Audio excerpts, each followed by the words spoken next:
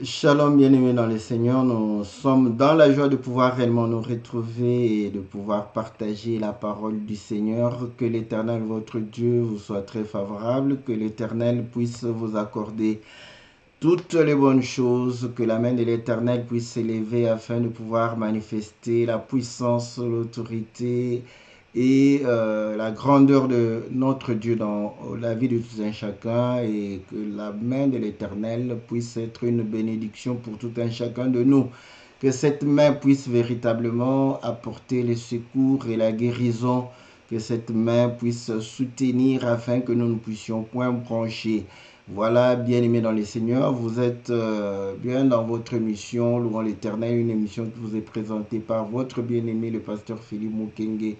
Et l'émission passe tous les lundis à partir de 20h, une émission qui traite des cantiques, une émission qui nous permet de pouvoir comprendre comment célébrer et louer Dieu, comment pouvoir réellement être un vrai adorateur, celui qui adore en esprit et en vérité, celui dont le Père est en train de pouvoir rechercher. Voilà, bien-aimés dans le Seigneur, nous sommes là, nous sommes dans la joie et nous croyons que l'Éternel, notre Dieu, vous sera très très favorable. L'Éternel va pouvoir réellement vous bénir.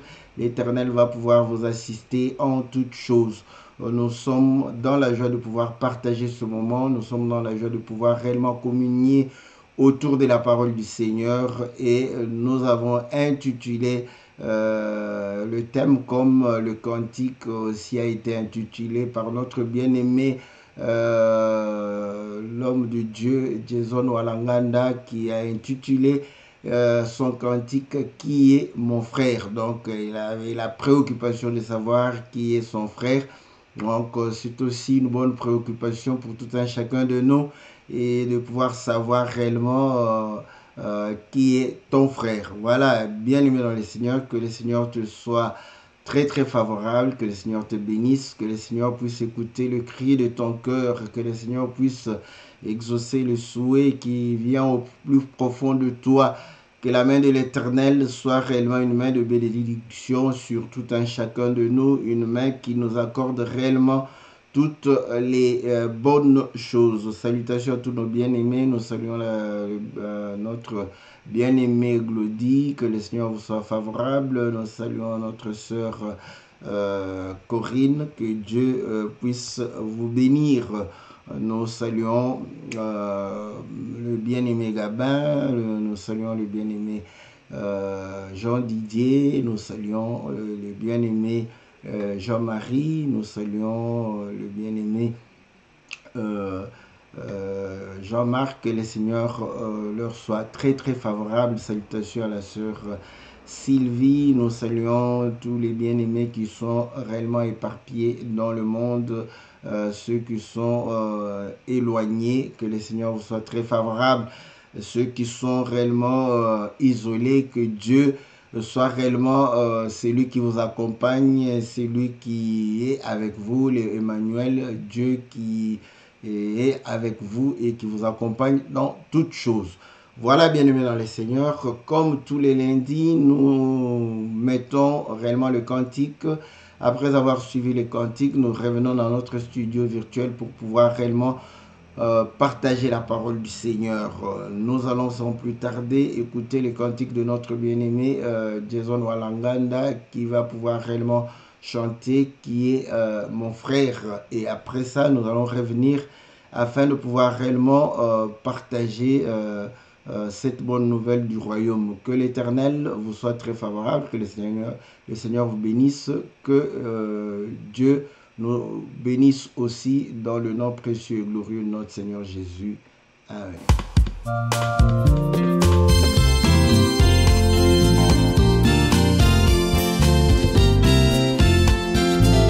Finalement, j'ai pu constater que dans ces siècles, tout le monde est croyant. Diverses doctrines et des religions. Dans tout cela, voici mon problème. Qui est mon frère? Qui est mon frère? Seigneur, où sont mes frères? Qui est mon frère? Qui est mon frère? Seigneur,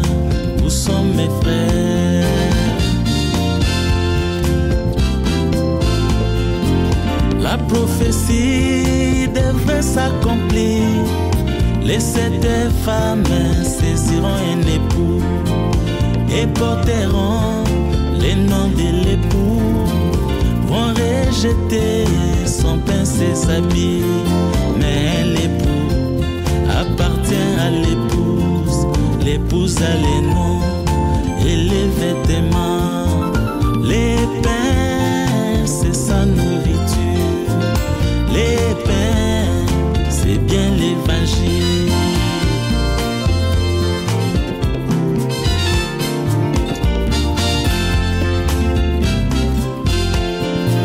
Mes bien-aimés ont la sémence qui est en moi. Nous avons les fils. C'est en parlant, je les reconnais. Quand notre langue, c'est bien l'évangile. Quand il exerce les dons du Seigneur, les fils en moi de saillir de la joie.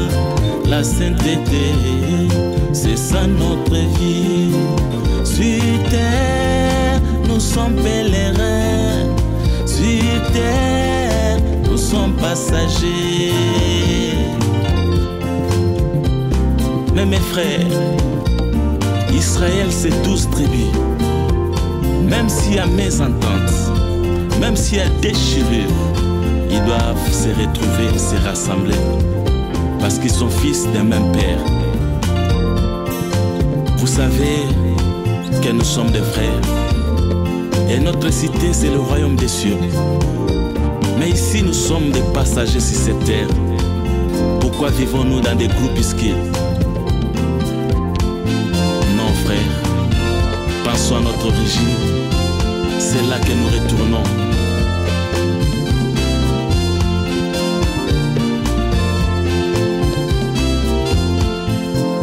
Aimons-nous les uns et les autres. Nous sommes tirés du même rocher. Et les rochers, c'est bien Abraham. Oh, Abraham, c'est l'ombre de Christ, qui est le père de tous les croyants. Sur terre, nous sommes pèlerins. Sur terre, nous sommes passagers. Quand le combat est entre les Juifs, ce qu'il faut faire, c'est de séparer. Quand l'Égyptien combat alors les Juifs, il faut déjà tuer l'Égyptien.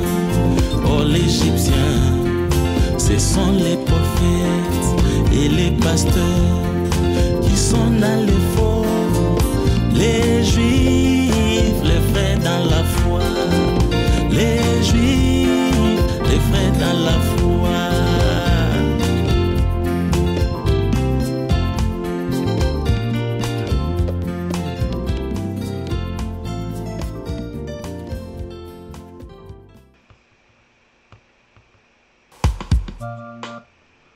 Voilà, bien-aimés dans le Seigneur, nous sommes revenus dans notre studio virtuel pour pouvoir réellement partager la parole du Seigneur.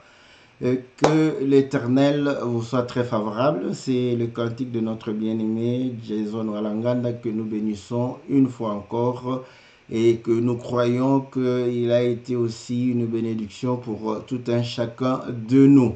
Voilà, bien-aimé, donc dans le cantique, il se pose la question, il dit que voilà, il y a plusieurs personnes qui prient, plusieurs personnes qui croient, donc presque tout le monde. Donc là, il se pose la question maintenant, qui est mon frère? Bon, on peut se dire, est-ce que c'est vraiment une préoccupation que quelqu'un peut vouloir résoudre? Nous disons oui, donc c'est tout à fait normal. Pourquoi? Vous savez très bien que c'est le livre de Psaume 133 qui dit qu'il est doux et agréable aux frères de pouvoir demeurer ensemble.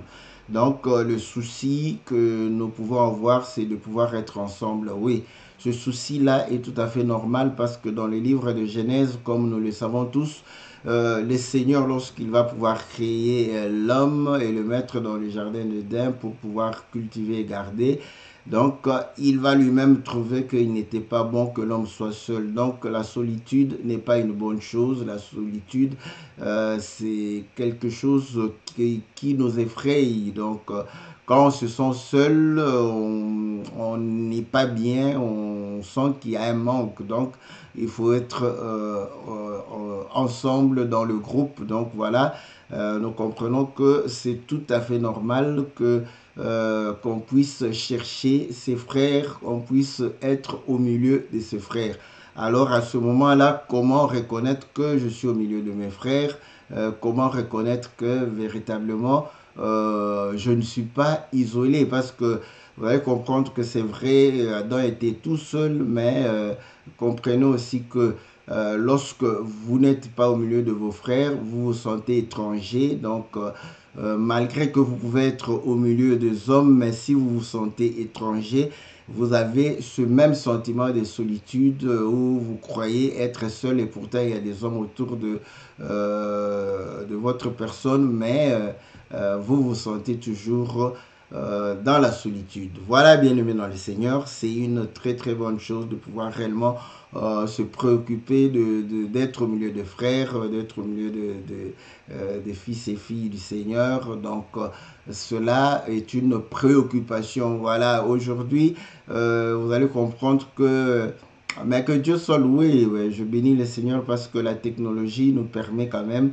de pouvoir résoudre ce problème, parce que lorsque cette technologie n'était pas, ceux qui étaient dans des maisons se sentaient véritablement isolés par rapport à la prière, par rapport à la foi. Pourquoi? Parce qu'ils ne fréquentaient plus les communautés qui élèvent, qui invoquent le nom du Seigneur, qui prient le Seigneur. Donc, mais aujourd'hui, il y a quand même, grâce à la technologie, les gens peuvent se sentir moins isolés. Mais cependant, vous allez comprendre que la communion fraternelle est une recommandation du Seigneur.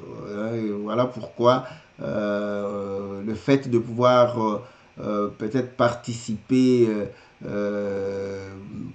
sur le plan virtuel, c'est bien, mais c'est mieux de pouvoir réellement participer, n'est-ce pas, à la communion fraternelle dans la réalité.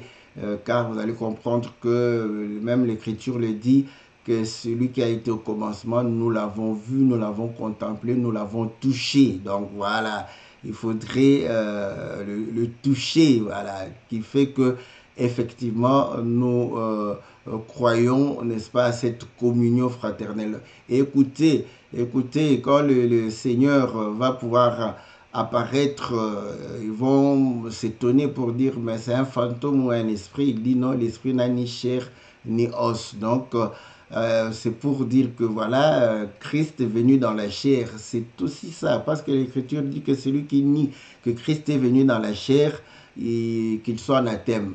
Mais comment peux-tu nier que Christ est venu dans la chair?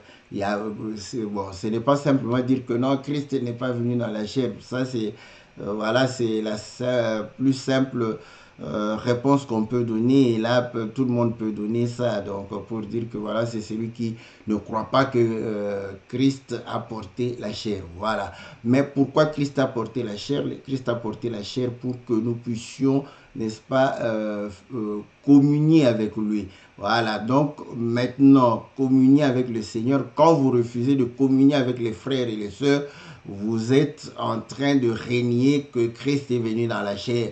Voilà, quand vous refusez de pouvoir réellement accomplir la parole de Dieu, vous niez aussi que Christ est venu dans la chair, parce qu'il est venu pour accomplir cette parole, afin que nous soyons aussi dans la mesure de l'aide de l'Esprit, accomplir la même parole. Voilà pourquoi il dit, il est le chemin, parce qu'il est le modèle, parce qu'il est réellement l'exemple pour tout un chacun de nous. Donc c'est lui qui refuse d'accomplir la parole de Dieu, ni que Christ est venu dans la chair. Et ainsi nous disons aussi, ceux qui refusent de croire que la Sainte Seine doit se faire physiquement, ils renient aussi que Christ est venu dans la chair.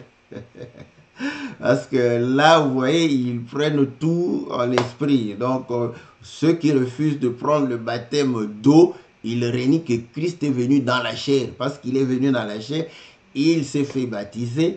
Et vous allez comprendre qu'il est venu dans la chair. Il a mangé, n'est-ce pas, ce repas avec ses disciples. Donc, voilà, vous allez comprendre que c'est une manière de pouvoir réellement renier que Christ est venu dans la chair. Voilà, bien-aimés dans le Seigneur. Maintenant, nous aussi, nous pouvons nous poser la question, qui est notre frère? Et là, le frère a développé pour dire que, voilà, dans le livre d'Ésaïe, au chapitre 4, je crois, verset 1, que cette femme va saisir un homme, vont dire que donne-nous ton nom, nous avons besoin de ton nom, mais nous avons notre propre nourriture et nos vêtements. Donc, pour montrer qu'ils n'ont pas besoin de l'homme, mais simplement de son nom. Voilà. Donc là, ça justifie sa préoccupation pour dire que voilà, les femmes qui sont tout autour de l'homme, écoutez, ils prennent cette femme qui sont tout autour de l'homme. Mais écoutez, cette femme qui était tout autour d'un homme aussi, nous les avons vues avec Moïse, n'est-ce pas? Les filles de Jéthro vont pouvoir réellement se retrouver autour de Moïse. Et là, Moïse va pouvoir prendre l'épouse au milieu de cette femme. Et nous voyons en Apocalypse chapitre 1, l'homme se retrouvait au milieu de 7 chandeliers. Et les 7 chandeliers sont les 7 églises. Nous voyons que les 7 églises sont autour de l'homme.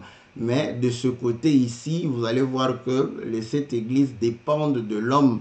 Il est là pour pouvoir réellement apporter la lumière. Il est là pour pouvoir apporter la parole. Parce que comme le souverain sacrificateur Aaron, on lui avait chargé de pouvoir prendre l'entretien des lampes afin que les lampes puissent brûler du soir au matin. Donc, il veillait afin de pouvoir ajouter de l'huile pour que les lampes ne s'éteignent point. Donc, le Seigneur, vous voyez que les lampes dépendent réellement d'Aaron. Et là, nous comprenons que lorsque nous prenons la parabole de 10 vierges, les 10 vierges seront représentées par aussi leurs lampes. Donc, vous comprenez que nous pouvons prendre les lampes comme étant des femmes. Donc, vous voyez, d'un côté, 7 femmes sont autour de l'homme, mais n'ont besoin que de son nom. Voilà. Donc, voilà pourquoi, mais la nourriture et les vêtements, ils n'ont pas besoin de cela. Or, il est montré, il est dit que c'est l'homme qui doit pourvoir, n'est-ce pas, aux besoins de la femme. Donc là, nous comprenons que quand une femme refuse, n'est-ce pas, la nourriture du mari et le vêtement de la part du mari, vous pouvez vous poser des questions.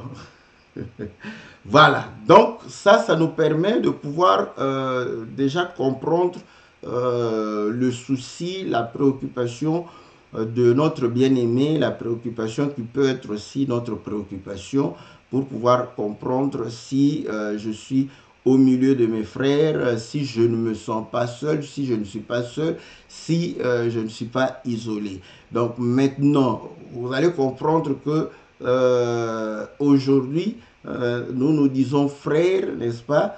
Ce n'est pas dans la chair, mais l'Écriture démontre aussi que la nature est un enseignant. Et généralement, les frères se ressemblent.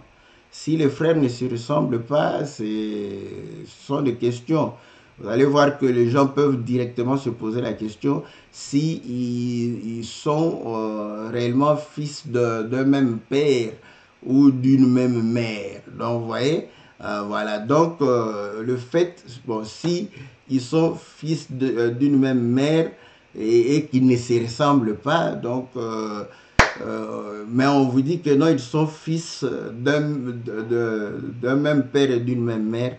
les gens peuvent douter. Donc, on peut commencer à douter pour dire que, bon, peut-être que la maman est allée ailleurs. Donc, la ressemblance est un élément, n'est-ce pas, important dans la fraternité. Et les frères qui se ressemblent, vous allez voir qu'ils sont vraiment fiers de l'être. Pourquoi? Ils savent qu'ils n'ont pas besoin de beaucoup d'explications pour que les gens comprennent qu'ils sont frères. Mais quand vous ne vous ressemblez pas, donc vous avez besoin d'expliquer pour que les gens comprennent que non, mais celui-ci est aussi mon frère. Donc la ressemblance est un élément important où les gens se reconnaissent. Ils se reconnaissent dans une certaine appartenance. Voilà, parce qu'ils se ressemblent. Voilà pourquoi vous allez comprendre que quand Dieu a créé, et vous allez comprendre au commencement, Dieu va pouvoir dire ceci, que la terre puisse produire de la verdure, de l'herbe portant de la sémence selon son espèce. Vous voyez? Donc, l'herbe porte la sémence selon son espèce, les arbres portent leur sémence selon leur espèce. Vous allez comprendre aussi que les animaux, n'est-ce pas, seront créés, chaque animal selon son espèce. Donc, comment on reconnaît les espèces d'animaux, les espèces d'arbres? C'est par le fait que il y a des caractéristiques qui se ressemblent et qui témoignent que voilà, cet arbre est de telle espèce, cet animal est de telle espèce. Donc, vous allez comprendre aussi que l'homme, n'est-ce pas, à son espèce, et voilà, le fait qu'il donne sa postérité selon son espèce. Et ainsi, en tant qu'humain, vous allez comprendre que tout le monde dit que nous sommes des frères. Ils n'ont pas tort parce qu'ils savent que nous avons des caractéristiques, n'est-ce pas, communes. Mais gloire à Dieu, nous voyons qu'il y a des races, vous voyez.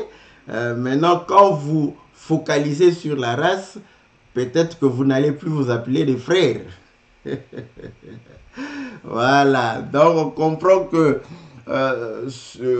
quand on considère les caractéristiques de l'homme, là on s'appelle frère parce qu'on s'est dit, voilà, c'est un humain comme moi. Voilà, qu'est-ce qui caractérise qu'il est humain comme moi, il parle comme moi, il marche debout comme moi, il respire comme moi, il a une tête, n'est-ce pas, il a une bouche, les dents qui me ressemblent. Donc vous allez voir que ses bras sont pratiquement comme mes bras, mais peut-être la teinture change. Donc, vous allez comprendre que on se dit frère par rapport à la ressemblance. Maintenant, quand on commence à considérer les différences, on ne sait plus se dire frère.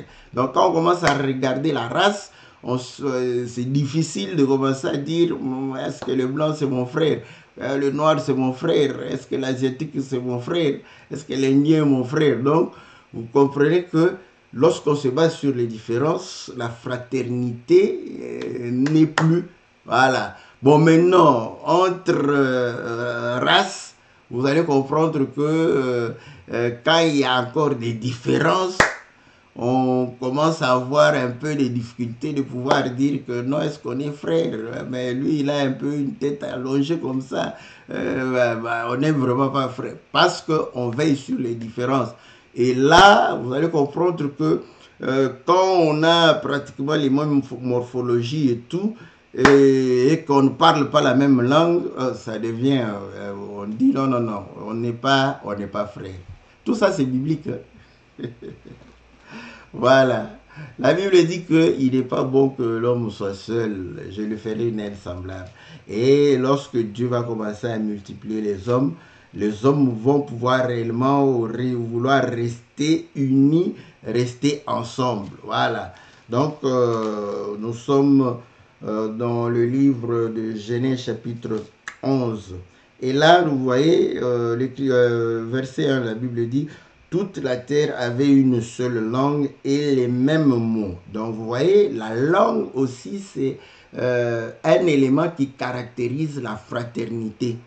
Ouais. Donc, nous avons compris que les caractéristiques morphologiques, n'est-ce pas, permettent à ce que nous puissions nous reconnaître comme étant des frères. Ça dépend de quels critères vous prenez. Voilà, si vous prenez les critères, les caractéristiques qui se retrouvent chez tout le monde, vous allez appeler tout le monde là-bas frère. Mais lorsque vous commencez à considérer des caractéristiques différentielles, vous ne saurez pas appeler tout le monde frère par rapport à ces caractéristiques. Donc vous voyez que on est frère par rapport à des éléments bien précis. Donc on n'est pas frère dans le néant. Nous sommes frères par rapport à des éléments bien précis. Donc si on regarde la peau, donc toi-même tu ne diras pas que je suis le frère d'un asiatique. Tu feras la différence. Voilà. Donc, et le Seigneur dit ceci, comme ils étaient partis de l'Orient, ils trouvèrent une plaine au pays des Shinéar et ils y habitèrent. Ils se dirent l'un à l'autre, allons, faisons des briques, cuisons-les au feu, et la brique leur servit de pierre, et le bitume leur servit de ciment. Ils dirent encore, allons, bâtissons nous une ville et une tour dont le sommet touche au ciel. Faisons-nous un nom, afin que nous ne soyons pas dispersés sur la face de toute la terre. L'Éternel descendit pour voir la ville et la tour que bâtissaient les fils des hommes. Et l'Éternel dit, voici, ils forment un seul peuple, donc ils sont frères, parce qu'ils parlent la même langue, ils parlent une même langue. Donc, être frère, c'est quand quelqu'un parle la même langue que toi. Bibliquement parlant, donc voilà. Et ont tous un seul peuple et une même langue, voilà. Et c'est là ce qu'ils ont entrepris. Maintenant, rien ne les empêcherait de faire tout ce qu'ils auraient projeté. Allons, descendons, et là confondons leur langage afin qu'ils n'entendent plus la langue les uns les autres. Voilà, donc, quand le Seigneur a confondu les langages des hommes, si vous continuez à lire la Bible, vous allez comprendre que chacun est parti et chacun va former un peuple, une nation qui sera maintenant différente des autres nations. Voilà. Donc, vous voyez, c'est par la langue, c'est par la morphologie qu'on reconnaît, par la forme, voilà, qu'on reconnaît les frères. Donc les frères doivent se ressembler. Écoutez, nous disons frères, c'est frères en Christ. Voilà, nous sommes frères en Christ. Tel que dans les livres de Colossiens au chapitre 1, la Bible dit ceci au verset 2. Aux saints et fidèles frères en Christ qui sont à Colosse, que la grâce et la paix vous soient données de la part de Dieu notre Père. Donc vous voyez, si nous sommes frères en Christ. Voilà, donc l'élément qui fait de nous frères, c'est Christ. Voilà. Ça, c'est bien. Ça, c'est une très, très bonne chose. Donc, nous comprenons que là, si nous devons nous ressembler, donc nous allons nous ressembler non pas par rapport à nous-mêmes. Voilà. Donc, ce n'est pas par rapport à nous-mêmes. Voilà pourquoi, parfois, il y a ces reproches qu'on dit, mais vous vous rassemblez, rien que les Africains, ouais, vous vous rassemblez, rien que de tel pays, tout ça. Oui, parce que vous allez comprendre que les habitudes, n'est-ce pas, la langue, tout ça, ça fait aussi partie du fait de pouvoir se rassembler. Vous voyez? Parce que quand les gens disent comme ça, mais non, nous allons évangéliser les blancs, on aura un blanc au milieu de nous. Mais ça sera difficile. Pourquoi? Parce que la culture n'est pas la même. Vous voyez? Donc, on aura des difficultés, n'est-ce pas, avec notre culture, de pouvoir réellement prêcher les autres cultures. Donc, si nous voulons les prêcher, donc il faudrait adopter leur culture afin de pouvoir réellement prêcher cette bonne nouvelle. Et c'est ce que Dieu lui-même a fait. Dieu a fait cela parce que Israël avait une tradition, il avait des coutumes qui étaient, n'est-ce pas, liées à la parole. Et lorsqu'il va annoncer la parole aux nations, il ne va pas exiger ces nations de pouvoir respecter les traditions et les coutumes des Juifs. Ça serait un frein pour eux. Voilà pourquoi quand Paul a été établi comme ministre des incirconcis, il ne pouvait pas prendre la culture juive et aller prêcher cela. Et vous croyez que Dieu fait les choses en vain? Pourquoi Paul a eu... Vous savez que Paul avait une culture romaine. Voilà. Parce qu'il était citoyen romain aussi. Donc vous voyez, c'est un homme qui connaissait la culture des autres et Dieu le choisit pour pouvoir aller, n'est-ce pas, prêcher ces nations-là. Voilà pourquoi j'ai toujours dit, ne soyons pas égoïstes pour qu'on puisse comprendre que nous, on a gagné les blancs, tout ça. Les facteurs, n'est-ce pas, extérieurs jouent. Mais vous allez me dire que mais les blancs sont venus, ils nous ont prêché là. Oui, parce qu'il y a eu la colonisation qui a accompagné leur évangélisation. Et en plus, ils vont inculquer aux autres nations qu'eux, ils étaient supérieurs, qu'on avait besoin d'eux. Donc, c'est tout à fait normal quand tu vois un blanc descendre, déjà, ce complexe est. Et voilà pourquoi il peut évangéliser les Africains assez facilement. Voilà. Donc, c'est juste pour montrer que parfois c'est assez compréhensible que nous puissions nous retrouver pour l'instant. Et moi, je crois, et je le dis, j'ai dit à tous mes bien-aimés, il faut confier l'évangile à ceux qui n'ont pas la même culture que nous, que ceux-là puissent annoncer aux hommes et aux femmes qui ont la même culture que eux. C'est comme ça que l'évangile va pouvoir réellement se répandre assez rapidement. Donc ne cherche pas à ce que tu sois le seul à pouvoir annoncer la parole de Dieu. Donc, ou bien tu t'adaptes à la culture, par exemple avec les Européens, des prédications d'une heure.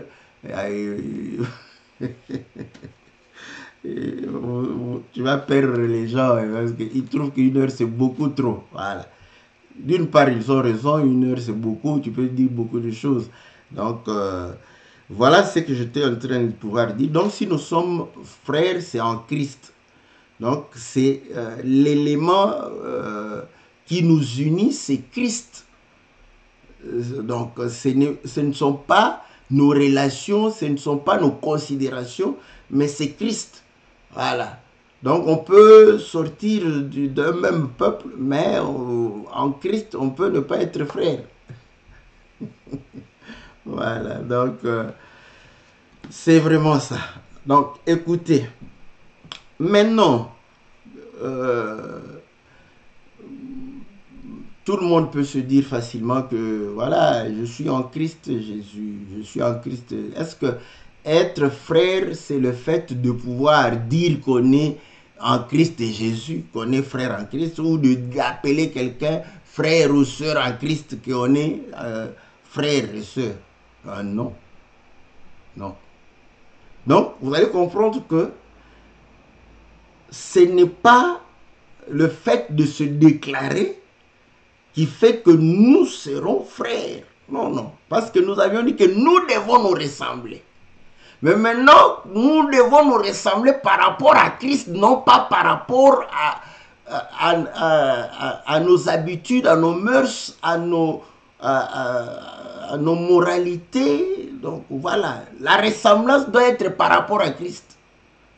Donc en réalité, vous allez comprendre que chacun de nous doit ressembler à Christ. Donc nous sommes frères par transition. On n'est pas frères et sœurs de manière directe.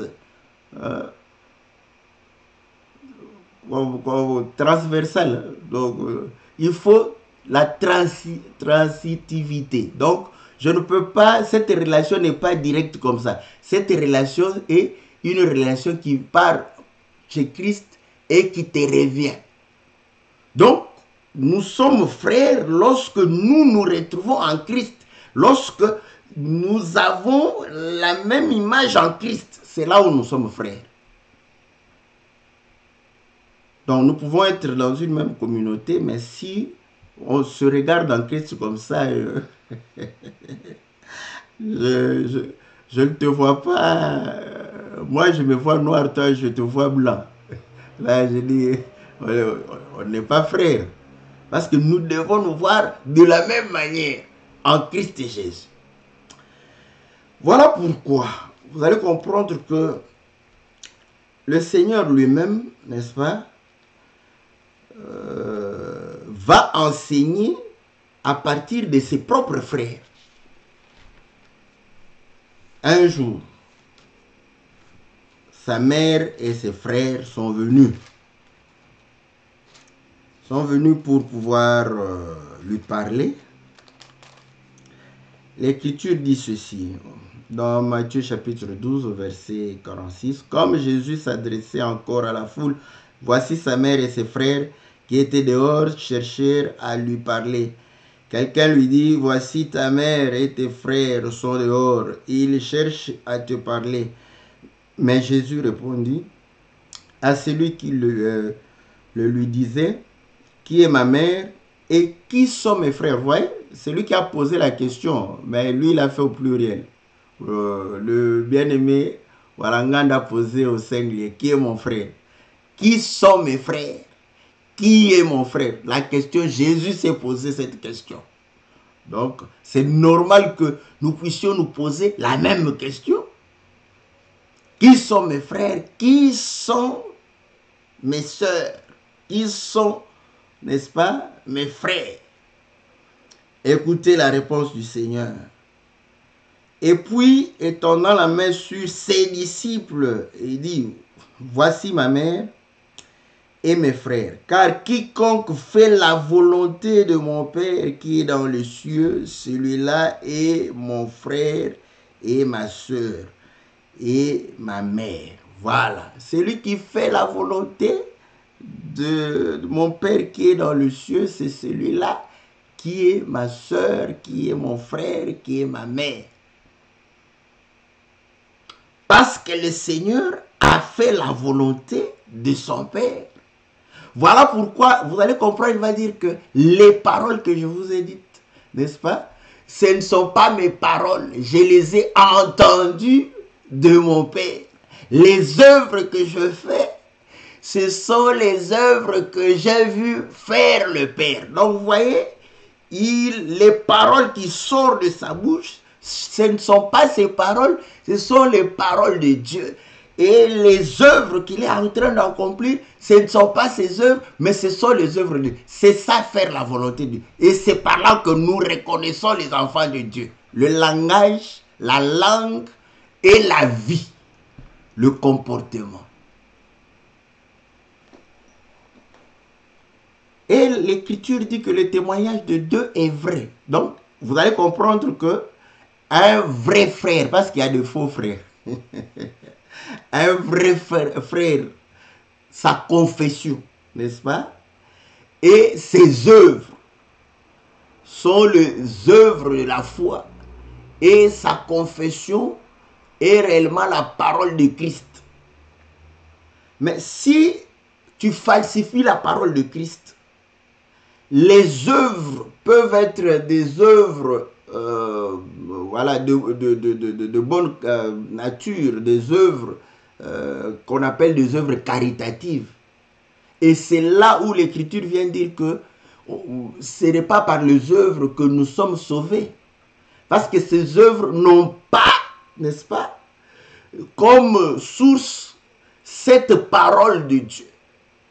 Car la parole a manifesté les œuvres. Au commencement était la parole était avec Dieu, la parole était Dieu. Rien de ce qui s'est fait comme œuvre ne s'est fait sans la parole.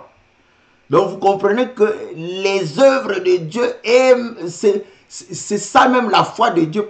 L'Écriture dit qu'il appelle les choses qui n'existent pas à l'existence. Donc il a la foi. Dieu a foi en lui-même. Et cette foi produit les œuvres. Parce que quand il parle, il croit à sa propre parole et sa parole produit les œuvres. Voilà pourquoi les œuvres de Dieu sont les œuvres de la foi de Dieu. Et ces œuvres témoignent même sa nature, sa divinité. Donc on comprend. Donc quand une sœur, la confession n'est pas bonne, ou un frère, la confession, mais les œuvres ne sont pas bonnes. Bon, c'est une sœur en Adam. Donc, vous allez comprendre que c'est là où tu vas l'appeler soit frère africain, sœur africaine. Donc, vous allez vous retrouver frère dans l'humanité. Mais frère en Christ, c'est par rapport à la foi et à la manifestation de la vie du Seigneur. Voilà pourquoi lorsque on revient sur Ésaïe, ces femmes-là, vous allez comprendre, ont besoin simplement du nom parce qu'ils savent que le nom peut réellement identifier par rapport à l'homme. Mais la nourriture, la vie de l'homme n'est pas en eux, en elle. Car le Seigneur dit, tout homme, l'homme ne vivra pas seulement de pain, mais de toute parole. La nourriture, c'est la vie. Voilà pourquoi le pain de Dieu, c'est le pain de vie. L'eau de Dieu, c'est l'eau de vie. Parce que vous allez comprendre que la nourriture, c'est la vie. Ils refusent la vie de Christ. Comment peuvent-elles manifester la nature de Christ? Parce que les vêtements vont traduire la nature de Christ. Et ainsi, quand quelqu'un se dit frère ou sœur, mais est incapable de pouvoir témoigner la parole du Seigneur, donc nous comprenons que si elle est d'une bonne éducation, cette bonne éducation ne fait pas d'elle notre sœur. Ou cette bonne éducation ne fait pas de lui notre frère. Parce qu'il a été bien éduqué par ses parents. Voilà. Mais si quelqu'un témoigne la parole, mais sa vie ne correspond pas à la vie de Christ, c'est aussi un faux frère. Oui. Parce que son témoignage n'est pas vrai. Il parle, mais il ne vit pas. Celui-là, c'est un faux frère. Voilà pourquoi le Seigneur va dire ceci. Dans le livre de Matthieu, chapitre 7, au verset 15. Gardez-vous de faux prophètes. Ils viennent à vous en vêtements de brebis, mais au-dedans, ce sont des loups ravisseurs. Vous voyez? Or, les prophètes, selon la loi, Deutéronome 18, verset 15, Dieu vous suscitera un prophète d'entre vos frères. Donc, le prophète est parmi les frères. C'est un frère. Voilà pourquoi un faux prophète s'habille en vêtements de brebis, parce que il veut ressembler aux brebis, aux frères. Maintenant, le Seigneur démontre, vous voyez, l'extérieur, l'apparence, n'est-ce pas, et l'apparence des brebis. Donc, mais il démontre que la nature, c'est pas la nature des brebis. Voilà pourquoi il dit, au-dedans d'eux, ce sont de loups. Vous les reconnaîtrez à leurs fruits. Cueille-t-on des raisins sur des épis, que chaque herbe puisse produire selon son espèce. Chaque arbre, vous voyez.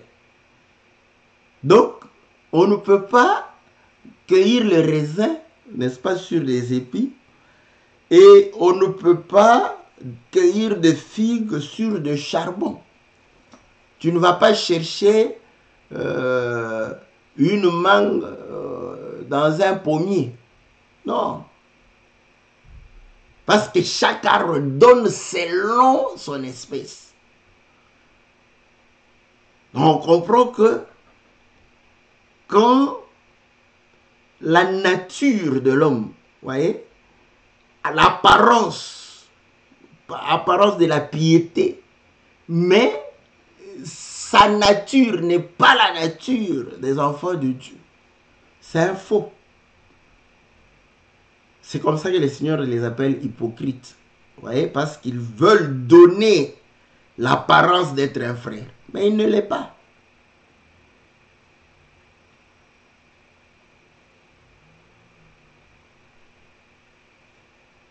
Le Seigneur dit, tout bon arbre porte de bons fruits, mais le mauvais arbre porte de mauvais fruits. Un bon arbre ne peut porter de mauvais fruits, ni un mauvais fruit porter de bons arbres. un mauvais arbre porter de bons fruits. Voilà. Donc vous comprenez que la substance, voilà pourquoi nous disons, quand ta foi est basée sur une fausse parole, c'est fini. Donc, un mauvais arbre ne peut pas donner de bons fruits. Mais maintenant, si ta foi est basée sur la parole de Christ, tu ne peux pas manifester les mauvais fruits. Simple comme bonjour papa, bonjour maman.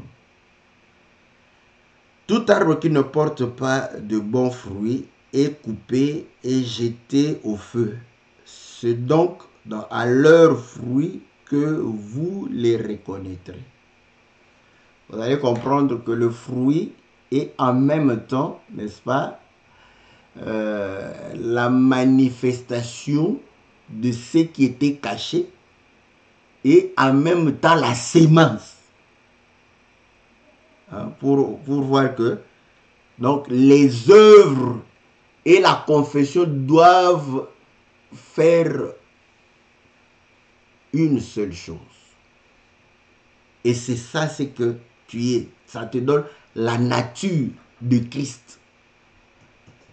Parce que tu comprends que Christ est la parole. Donc quand il bouge comme ça, c'est une parole, c'est la parole de Dieu. Quand il te salue, c'est la parole. Quand il te tire, c'est la parole. Quand il t'appelle comme ça, c'est la parole. Donc ces mouvements, tous ces mouvements deviennent parole. Voilà pourquoi vous allez comprendre que tout ce qu'il a fait comme mouvement qu'on a écrit, nous avons, n'est-ce pas, la parole à pouvoir réellement nous édifier là-dessus. Quand il crache sur la terre, c'est la parole. Alléluia. Ça c'est bon. Donc, voilà pourquoi nos faits et gestes doivent être des faits et gestes qui sont produits par la parole, par la foi. Que nous puissions agir par la foi et non par nos propres sentiments. Donc, vous allez comprendre que lorsque les gens, n'est-ce pas, se reconnaissent comme étant Christ, c'est alors qu'ils sont frères. Parce que Jésus est lui-même l'image de Dieu. Et voilà pourquoi, quand Dieu créa Adam, il va dire à sa ressemblance, l'homme est de la race de Dieu. Voilà pourquoi, en tant qu'humains, nous sommes appelés à vivre selon Dieu. Parce que l'homme a été créé selon l'espèce de Dieu. C'est comme ça que l'Écriture dit, vous êtes des dieux. Parce que l'homme a été créé à la ressemblance de Dieu. Mais c'est quand l'homme a péché qu'il a commencé à ressembler à Satan. Voilà. Voilà ce que nous pouvons dire. Que chacun comprenne que la fraternité, c'est la foi qui se matérialise dans la vie de tous les jours, dans les œuvres.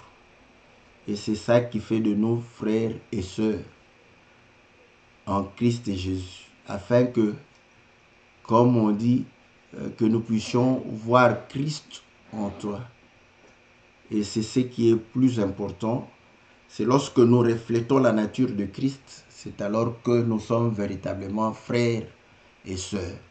Et c'est là où nous allons nous ressembler. Parce que quelqu'un qui va nous regarder va voir Christ. Il te regarde, voit Christ, il comprend qu'on se ressemble. Même si on n'est pas de la même race, même si on n'est pas de la même nation, même si on n'est pas du même pays.